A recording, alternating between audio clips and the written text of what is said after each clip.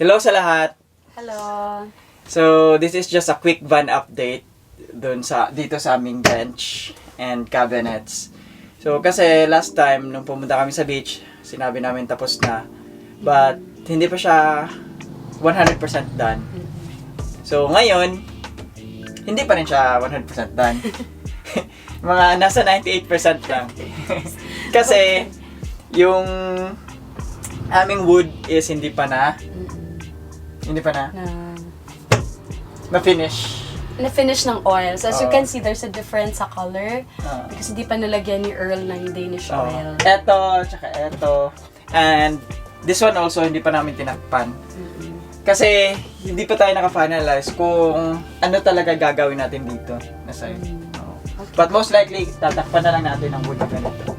Okay. So, right now, we're gonna show you the process of building this bench cabinet. And bakit ito yung napili namin na design. First talaga ginawa namin is nag-framing muna kami sa lahat ng boxes ng cabinets. So, kasi yung dimensions ng van is hindi siya full straight. Square. Kaya, it's much better na mag-frame muna tayo. Di ba? And then, yung next is yung pillars. Pillars ba tawag? oo, yung Yung wood wood na kung saan sa ina-attach yung ano. So, pagkatapos ng frame, nilagyan namin ng wood dito, tsaka doon namin in-attach. Also sa floor para talagang Mas solid siya. napaka-solid niya. Ginawa natin yung yung framing gamit yung mga pocket holes. Tapos yung ginamit naming mga wood is talagang manipis siya. Kasi nagsisave tayo ng space dito sa van, di ba? So kung malaking wood yung frame gagamitin natin, Mas liliit yung space ng mga cabinets no, natin. cabinet boxes. So after that, ginawa natin tong mga panels, wood panels, which is made of Santa Clara din. Same sa floor, but ang difference lang niya, mas thinner siya. Kasi yung sa floor, sobrang makapal yung ginamit namin. But dito, it's a 5mm thick na Santa Clara plywood. So ganyan siya. manipis lang siya, but it's very solid. So, bakit manipis? Bakit ito yung material? Manipis na material yung ginamit natin kasi again, nagsisave tayo ng space. Ayoko kasi na makukonsume ng thickness ng wood yung Yung cabinets. space ng box. Oo. So, by using this one, durable siya at the same time, mas malaki yung space na ibibigay niya. So, yeah. So, 4 yung cabinets namin na ginawa. This one, 1, 2, 3, and this one sa likod ko. 4. Oo. Dito, open siya. Bakit open siya, Lala? Bakit ito yung design? First na nasa mind ko that time is, sabi ko kay Earl, can you please allot a space para if ever mag-travel tayo na malayo, if may third person man sa amin na adult, and then, kung sakasakali talaga walang choice, like overnight lang, merong mas makakastay pa din sila inside the van. So, yun yung sabi ko sa kanya. Pwedeng tulog. Pwedeng, May matulog dito. yun nga, Oo, extra person. yung paa niya pa ganun. Kaya Yung main reason talaga na ginawa namin to is because every time bumibili kasi kami ng wood, may mga karga, metals, mga ganun, or anything na mataas, at least meron kaming access dito. At saka, pwede namang ipasok mula sa likod hanggang dito sa front yung mga mataas na mga materials, gaya ng mga wood. So, kasya dito hanggang 12 feet na 12 feet na kahoy. oo, na kahoy. Mga bagahe or anything else aside sa At saka, tao. ang advantage nito kasi, I'll pick up space. kung meron, sometimes kung gabi, and ayaw na namin pumunta sa likod para i-access yung mga gamit, dito na lang namin ina-access. So, kukunin namin to, and pwede mong ma-access yung mga gamit sa likod. So, eto yung purpose talaga nito. So, ngayon, ipapakita namin ng yung aming cabinets, and eto yung pinakamalaking cabinet na ginawa namin. So as you can see, manipis yung ginamit naming plywood. Kasi, di ba nakasave tayo ng a lot of space. Kasi yung drawer slide, meron pa siyang around 1 inch na spacing from the sides. So, kung thick na yung gagamitin natin, so, liliit ng masyado yung box. So, at least dito, marami tayong pwedeng ilagay. And, next pull-out cabinet natin is ito. Itong napakalaking cabinet. So, ganun siya kataas. And, ito guys, kasi wala na tayong wood. Yung ginamit kong wood dito, yung scrap wood na lang. Kaya meron siyang ano dito sa gitna. But, it's fine kasi hindi naman makikita yan. And just to maximize the space, gumawa rin tayo dito sa both sides. And hindi siya pull-out cabinet kasi meron siyang eto, yung metal ng ano, kung saan ng wheels. Yeah, yung wheels ng sasakyan kasi may curvature yung frame ng body ng ano, ng van. So dito rin sa kabila. Actually, andito yung ano namin, yung fan. Yung fan nilagay namin dito. Very So, Summit said that's his cabinet. yeah. So again, ito, papakita natin na ito, nare-remove siya. Ayun. So that we have an access sa likod. So, for example, meron kaming mga gamit na like bags, ganyan, na nasa likod. Pwede namin i-access dito sa front. And, eto, this is actually a soft close. Ayan. And, ginawa ko to na naka-fully extend siya more than its capacity. Kasi pag naka-pull to, yung bed, once kasi naka-pull yung bed, na ganyan, meron pa tayong access dito. Kung hindi ko in-extend ng sobra, hanggang dito lang, what if meron tayong mga bag na malaki, mahirapan tayong kunin. So at least eto, makakuha pa rin natin siya easy. We still have access. Yeah, easy access. So, Pakita mo ulit yung soft close. hindi siya ma-impress. Yes. There. Ayan. Pero kailangan palagyan ni oo. Earl ng locks kasi Mm-mm. pag nagta-travel, na-open siya.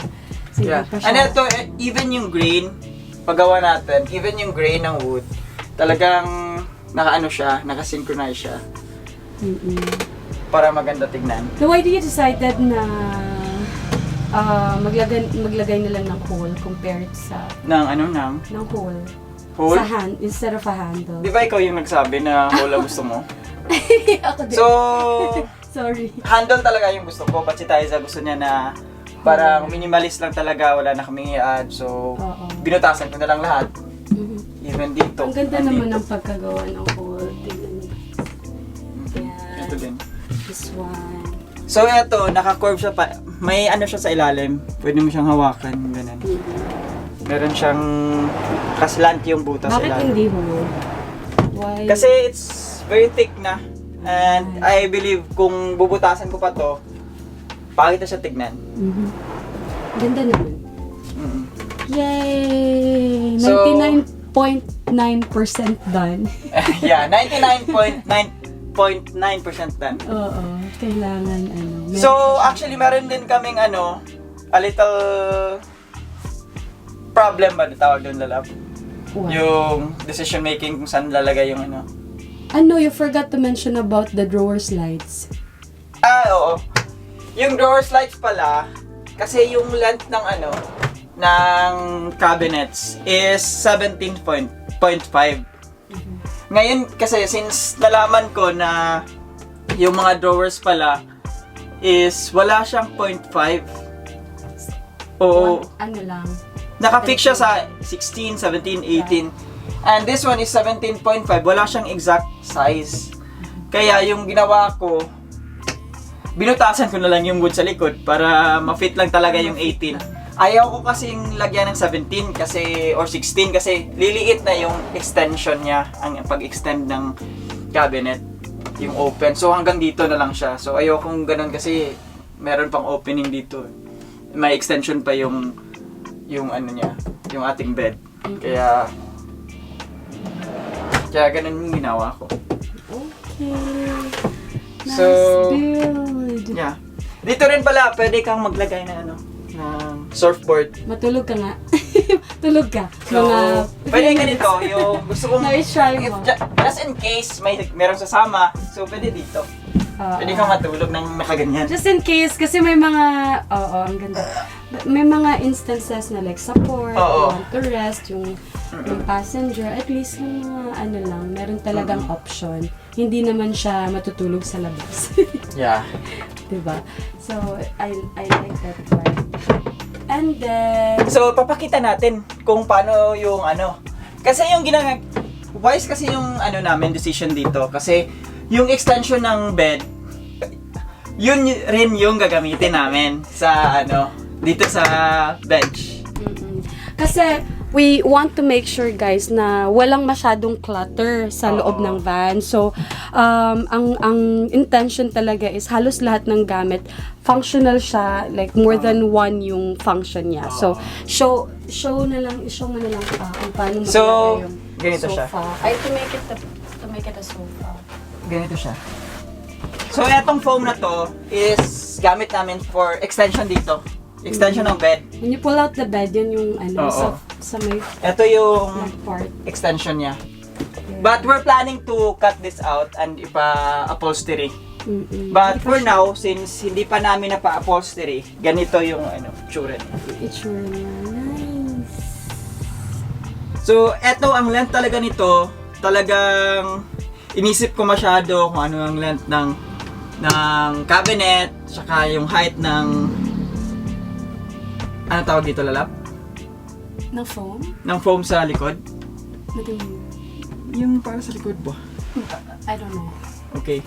Tapos, papakita natin kung yung tsura sa full extension. Para makita nila yun. Ganyan siya. Very quick lang naman i-set up. For ayan nga, kaya kailangan siyang is-separate. Kasi, Oo. nabe-bend siya, hindi naka-separate yung niya, yung cover. Mm-mm. Wala pa kaming option ngayon, hindi pa namin napa-customize. But it needs to be separated. Kaya nga, Paano kasi ba yan? kailangan separate yung niya pa, yung cover. Kaya nga. Pero papasok yan. Just wait. Struggle is real. Yan. Ayan.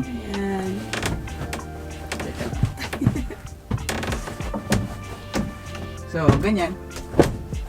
Oo. Pero hindi naman siya magte-take ng time if naka-separate na siya ng sheets. Oo. But For now, ganyan muna. ganyan muna siya. Kaya 99.9% done. Yeah.